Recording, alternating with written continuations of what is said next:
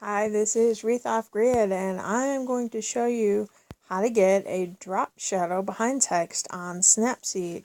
If you use Snapseed, you know this is not an available feature, but I have a workaround, so I'll be right back and show you how it's done.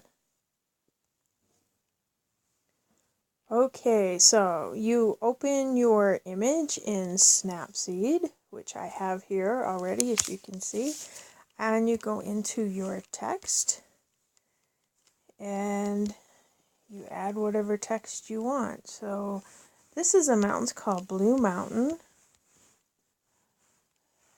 and a very pretty mountain out where we live. So I'm going to move it over here just a little bit. Now what I'm going to do, it kind of defaults to white, so I'm going to make that layer a black layer, and we're going to knock down the opacity just a little bit. I wish at this point I could blur it out a little, but I haven't figured out a way to do that. So now we're going to hit the OK or the enter button. And now we have a slightly transparent black layer. So now what I'm going to do is I'm going to go in and hit View Edits. And I'm going to go up here.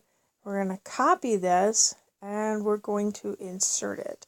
What that's going to do is create another text layer exactly like the one I just did. We're going to go in here and we're going to edit that.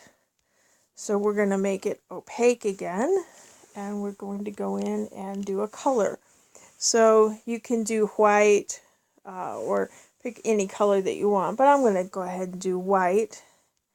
And what you want to do is you want to offset it just the tiniest little bit, just so that the dark underneath is showing. And sometimes you got to fiddle with this a little bit to get it to work right. The more complex your lettering is, sometimes the more difficult it can be. So now we're going to hit enter. And now we have a drop shadow behind my word. And that's as easy as it is. And if you have done other edits before this, you want to go ahead and do your other edits, edit your photo, do whatever you're going to do to it.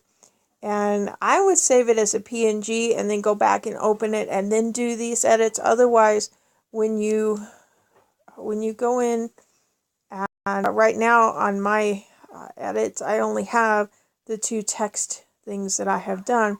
But if I had done a whole bunch of things to it, then it would have to be, you would have to go in and delete when you copy and paste all your other stuff. Let me show you how that works real quick. Let's go in and delete these. And let's do a little bit of editing. So we're going to, let's do a little HDR scape here. This is the main reason I like this program. And so we're doing good on time here. So let's leave that there. Make it stronger or weaker, doesn't matter. So let's enter that. Let's do another thing real quick. What do I want to do? Let's crop it just a little bit. Just a tiny little bit, just enough so that there's a couple of edits on here. Now, I have to go let my dog in. She's at the back door wanting to come in. Okay, now let's go in and do our text. And I'm going to type in Blue Mountain, just like we did before. Tell it okay. We're going to move it. One of the reasons I go ahead and move this is because if you leave it in the center, it has this kind of, they call it a snap. It's where it wants to kind of stick in place, and it'll make it a little more difficult to do your edit afterwards, or to move this around without it kind of sticking in the center. So let's make it black, and let's make it a little less opaque. Hit enter. Now, when we go in and we view our edits, now you can see there are 3 edits on here, the text, crop, and HDR escape. So, I'm going to do is hit copy, hit insert. Now you will see it also added the crop and the HDR escape again. So what I'm going to do is go down here and I'm going to delete them,